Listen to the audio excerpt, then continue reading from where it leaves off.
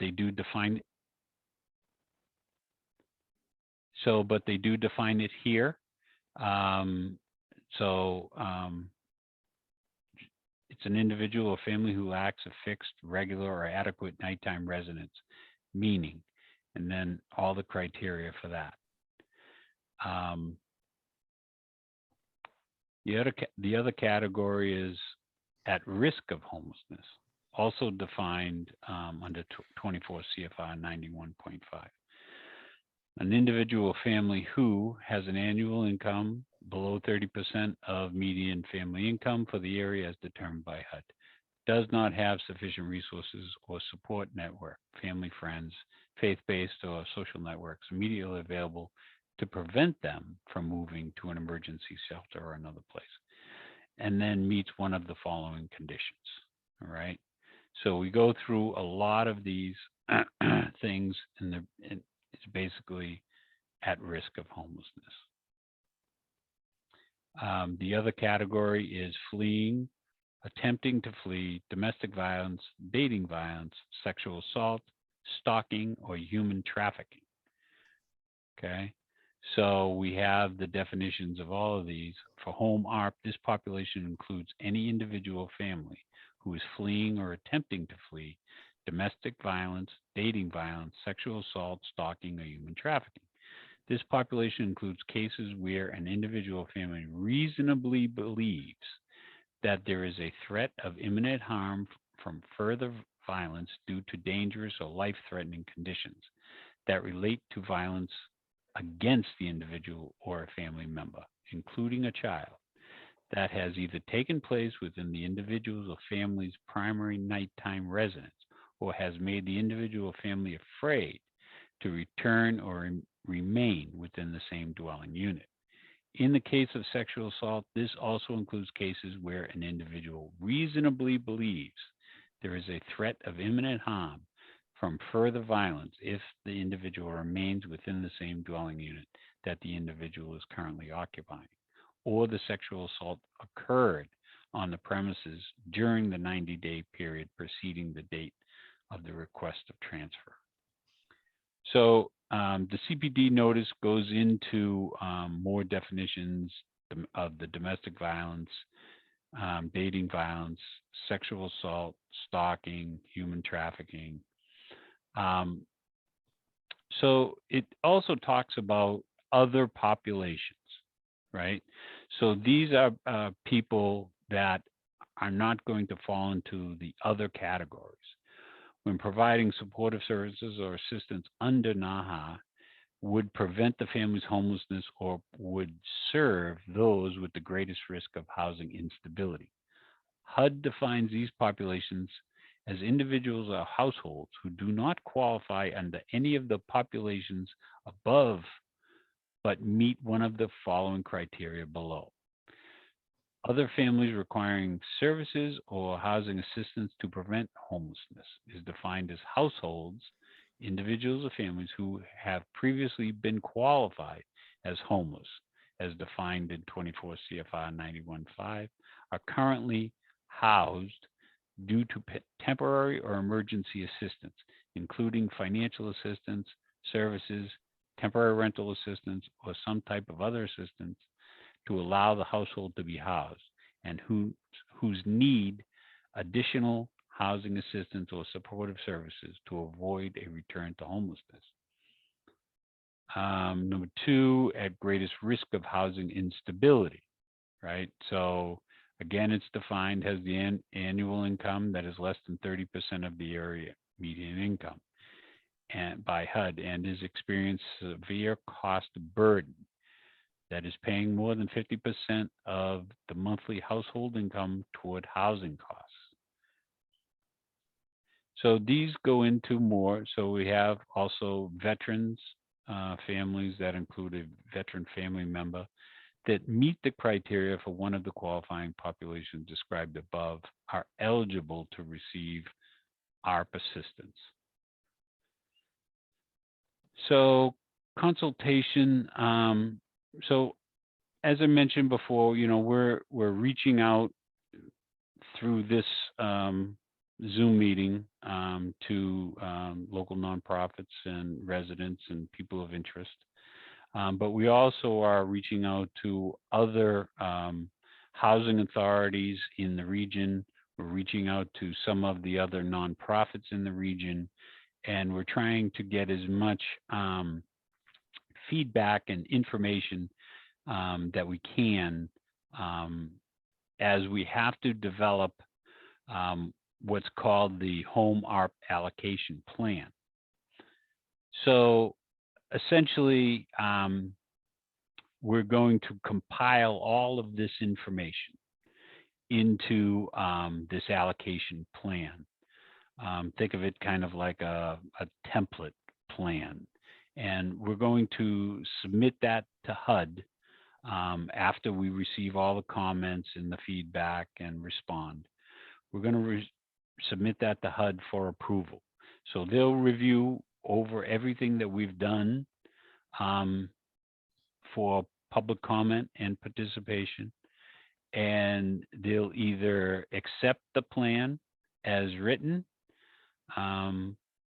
or they'll come back to us and say that something that we did needs to be expanded upon.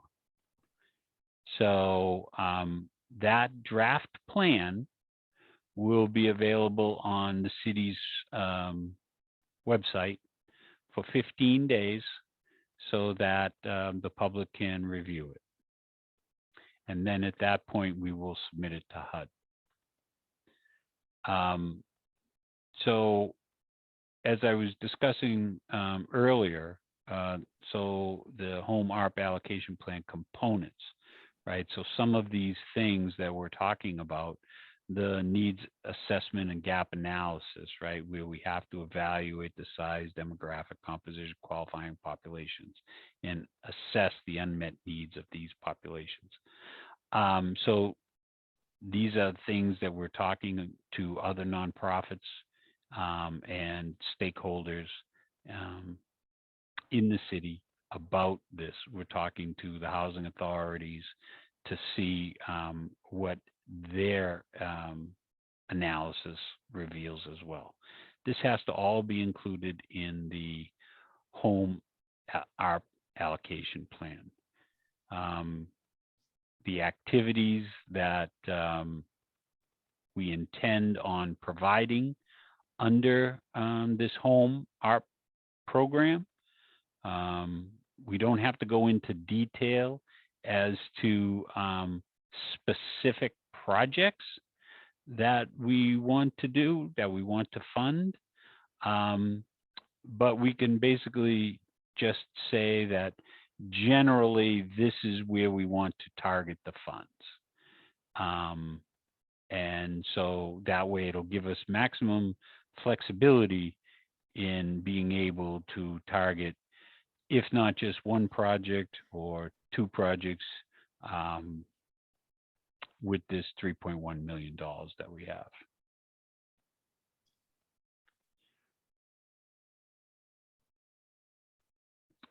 Home ARP refinancing guidelines. We don't really anticipate, I mean, it is in the CPD notice, but we don't really anticipate refinancing as a Home ARP activity that we'll be undertaking.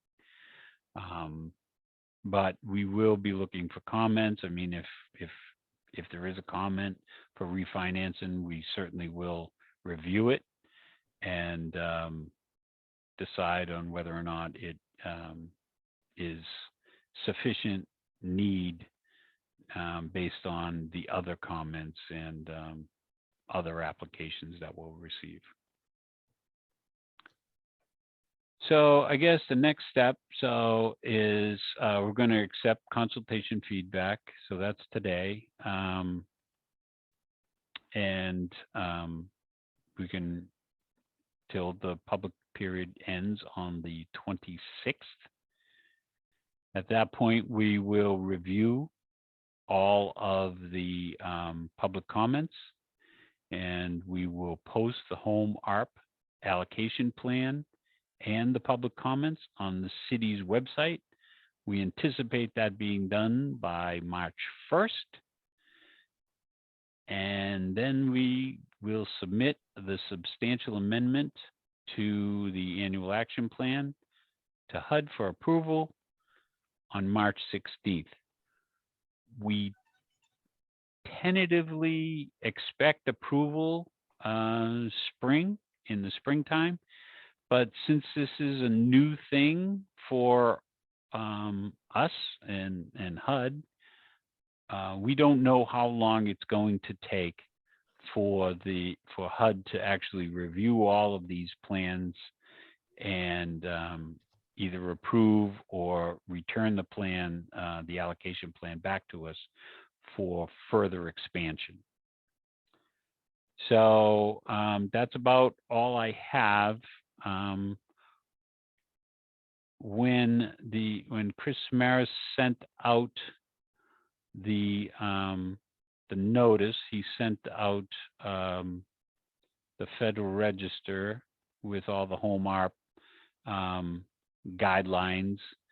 So if you really want to dig deep into it, it's all there.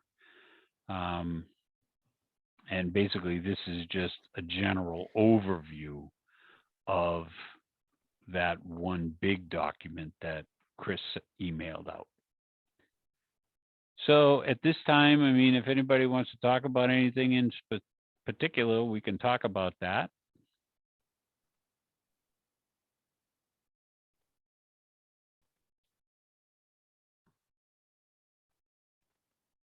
Does anybody have any questions, comments?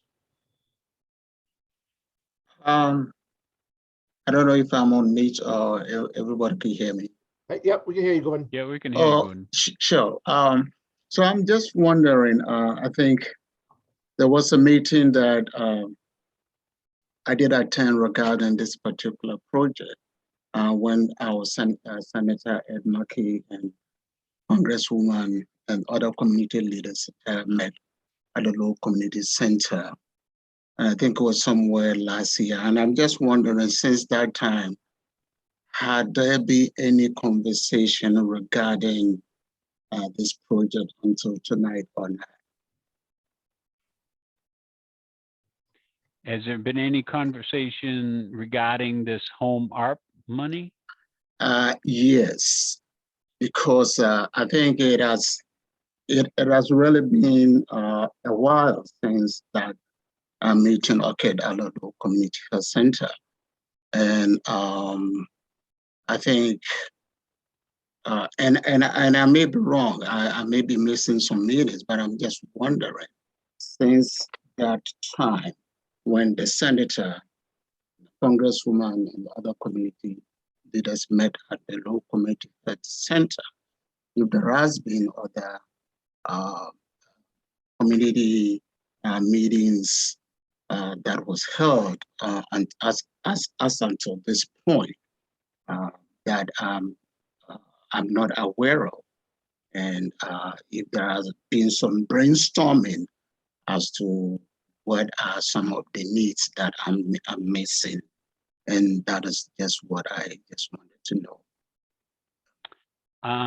So this, I don't know if there's some confusion here between the home ARP money and the ARPA money that the city received, that the city did outreach on already about the use of that money.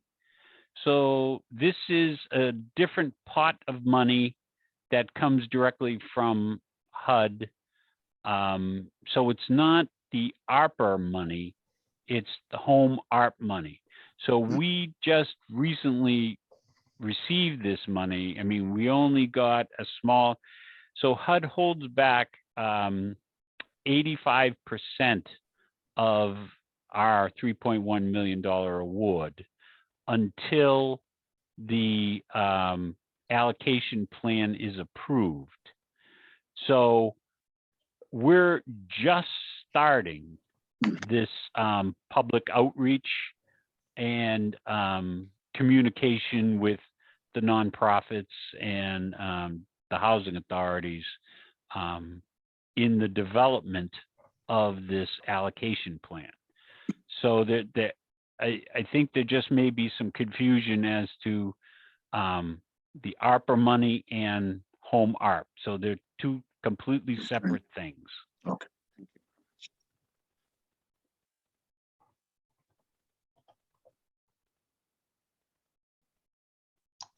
Any other questions from anybody?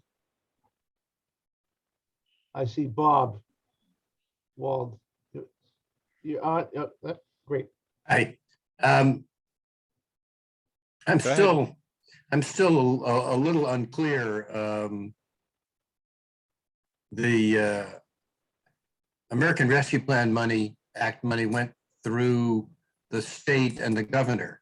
Does this have anything to do with the money that was like $4 billion that the state got and the legislature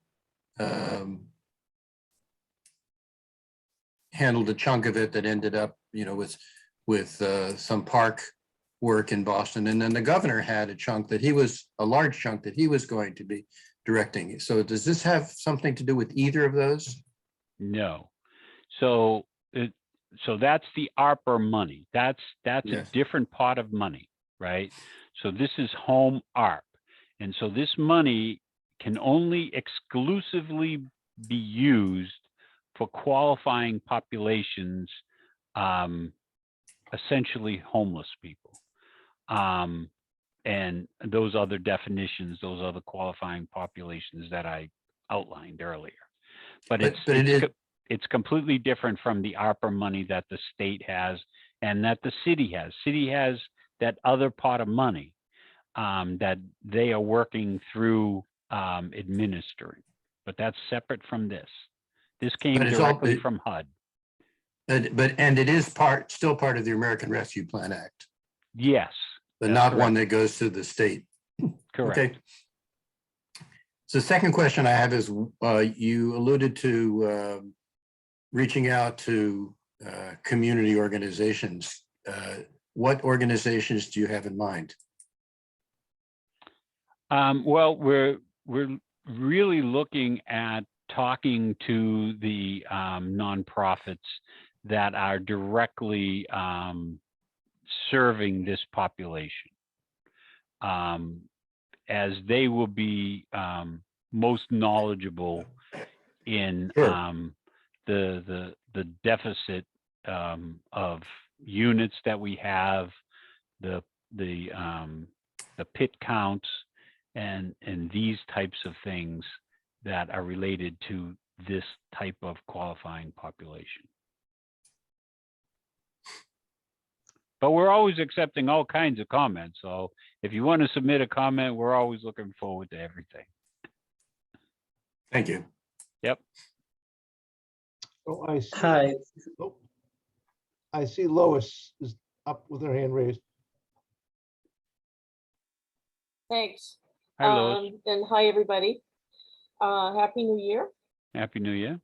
I just have a question whether is there any restriction on this funding in terms of people who are undocumented, or, in terms of people with housing instability who are undocumented immigrants? I honestly don't know the answer to that question. I have read through the regulations and I don't see anything prohibiting that. But if you submit a comment, I will research that and we'll find out. Thank But you. I can't see anything in the regulations. Thank you, because I know, sometimes the CDBG regular funding, for example, does have a restriction usually on that. And, looking at what's happening, at least in some of our areas that we cover, MAPS covers a lot of Eastern Massachusetts, that there are a fair number of seniors who are undocumented, who have been, working all along and able to support themselves to rent a room or do various things. But once they get beyond the ability to work, that they face potential homelessness. And I think it's not just in our communities, the Portuguese speaking communities. I think it's in other communities. And it's something that we've been trying to raise awareness on among funders, private funders, foundations, and so on. But it hasn't really seemed to hit the public nerve yet. And it's just something we're thinking about, especially for seniors, but also for, you know, families that are also struggling right now. So Yeah, just thinking about that. a difficult part in this type of funding is obviously the revenue that these people have, the income that they have. Yeah. And so you know, unless there's some sort of, so we have the 3.1 million, right? And so we can do a lot of things with that. But if there's not a voucher, some sort of rental payment for this affordable housing, then it's really unsustainable, right? Yeah, that's true. So there has to be some sort of voucher or something associated with this. I think the state has a lot of supportive services that a lot of developers, nonprofits that would develop something would go to the state to try and get supportive services that has voucher payments so that they can, build the project. We can give them the money to build the project, obviously, but it's sustaining, and the taxes, the insurance, the lights, the heat, all of that, right? Those are costs that have to be paid. So we can't really envision anything without some sort of supportive services associated with these projects. Right. That it's a whole system that has to be looked at. Absolutely. Just and that's just one aspect of it, but I was just curious. Thank you. Yep. Okay, I see Chris Hayes next to my queue. Hi, thanks.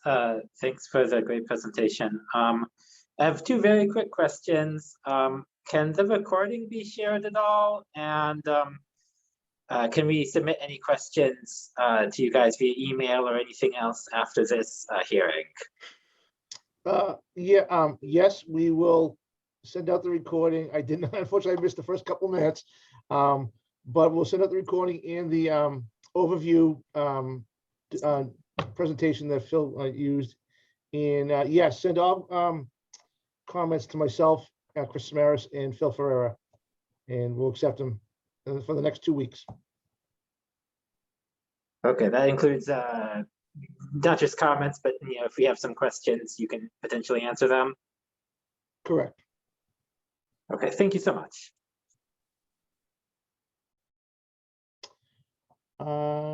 I see Life Connections. Is that Jamie?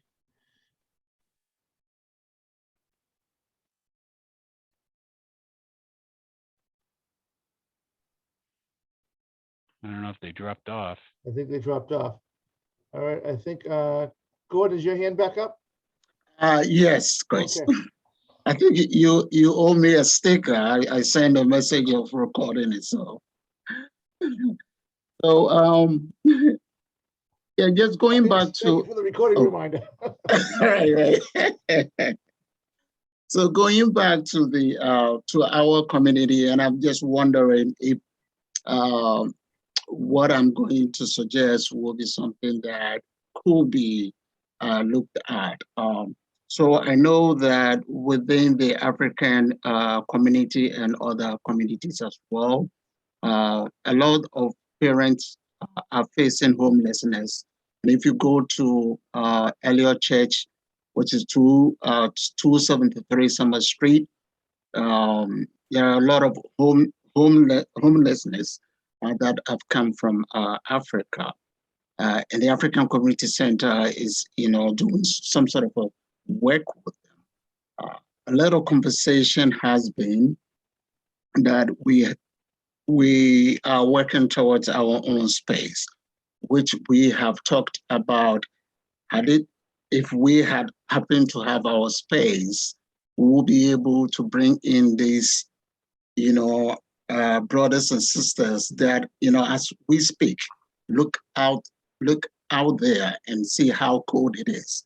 Most of them are outside right now as we speak, as we are, in our rooms, very comfortable, but they are outside as we are speaking now. So I'm just wondering if we happen to have some sort of a space, could this funding possibly help us find a space where this homelessness could be moved and have a place where they could shower, where they could have a meal, a hot meal available. So I'm just wondering if these funding could possibly help in a way of other community members, putting up some sort of a shelter where we could bring in these parents, our brothers and sisters that are sleeping outside at this very cold.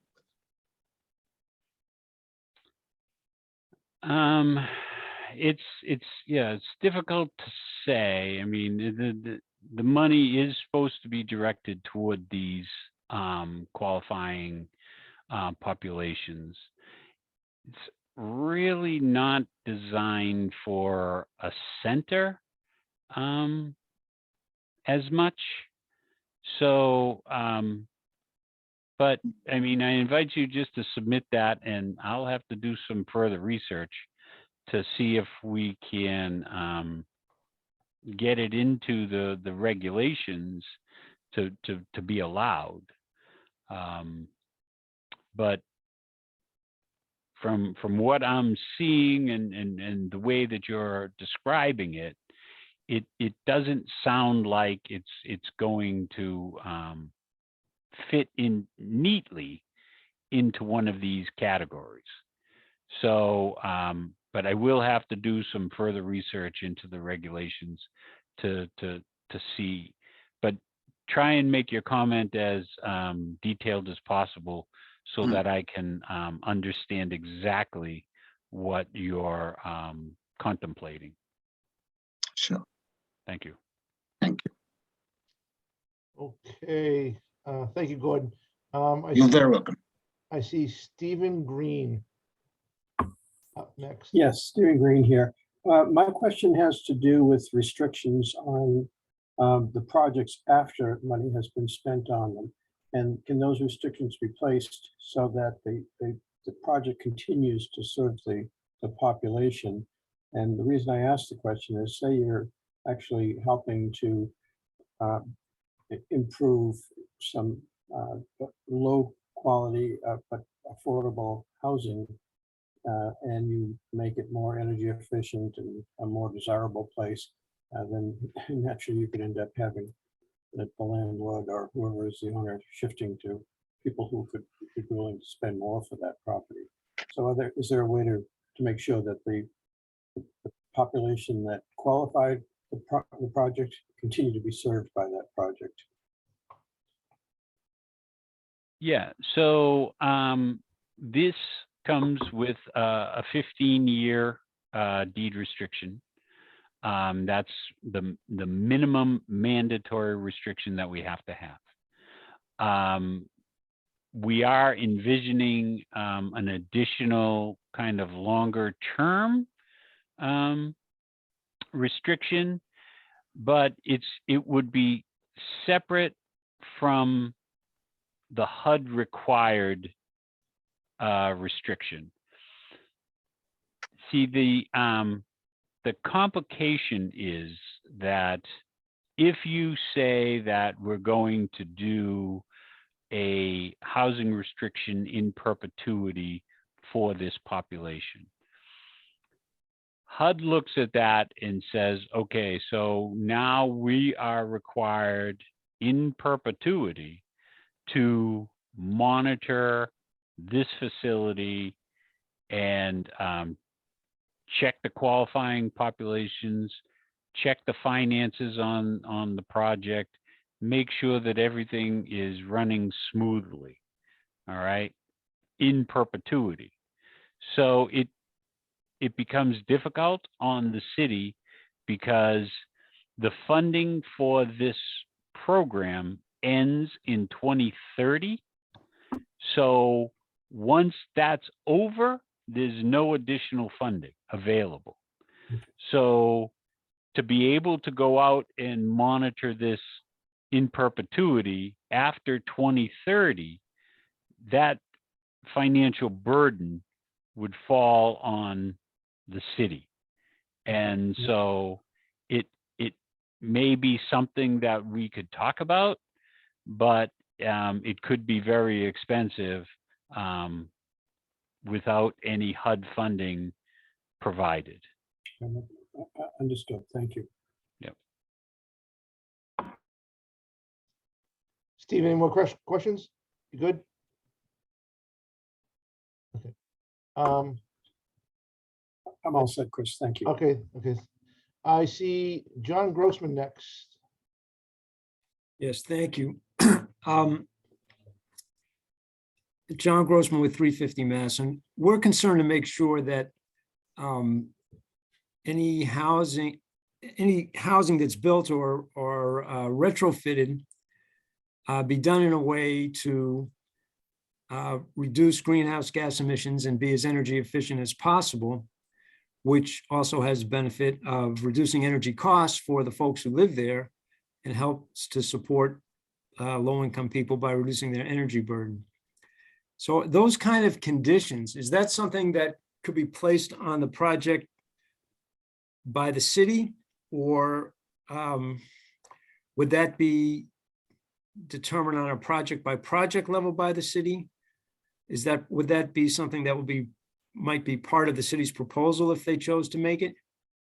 How could those type of conditions be implemented? So currently, the city is a stretch community, so we go by the stretch code, which is above the standard building code. But I agree with you that additional energy efficiency measures and other activities that would reduce the utility costs of this low-income population would be definitely, I think, warranted. So as we progress in requesting an RFP from developers to submit projects to us, and we would, I'm not sure insist, but we would strongly advise that they make these units as efficient as possible, going above and beyond the stretch code. Because as you alluded to, that, this is a very sensitive low-income population, and even slight increases in their utility costs will affect them dramatically. So I do agree with your point. Thank you. Great. I see, who's next? I see Jennifer Shockey. Hi, I just have a simple question. I'm wondering how tied into COVID will the distribution of these funds be? Because COVID is mentioned on the page 2 and not mentioned in any other time in the whole 97-page document. So I'm just a little curious about that. How tied will this be to COVID, really? I'm not sure what you mean by that. How tied to COVID this will be, as a condition, or you have to elaborate a little bit more. I guess, yeah, it would be to fund services provided because of COVID. Oh, yeah, no, this is more of a housing project. So if the people that would be qualified as a qualifying population fall under those categories because of COVID, and they can't get work or that nature, then obviously they would qualify. but it's not a condition of this funding that it has to be related somehow to COVID. Just the qualifying populations, and that's the pretty much the only restriction. Thank you. Okay. Great. I see no more hands up. Does anybody have any questions? Okay, great. Phil, do you have anything else to add? No, just please submit the comments, and we will form a committee here at the city to review all the comments, and then we'll post everything online so everybody can see. And I'll get this additional stuff out either tonight or first thing tomorrow. I see Jennifer's hand back up. Do you have another question, Jennifer? Oh, no, I don't. Sorry. Okay. Yeah. Yeah, it happened to me too. All right, I have nothing else. I thank you all for joining us tonight. We really appreciate it. And feel free to contact Phil and myself anytime. Okay? Thank you Thank very you. much. Thank you. Thank you. Take All care. right. Bye-bye. Bye now. Good night. Thanks, stay Good warm. night. Good night.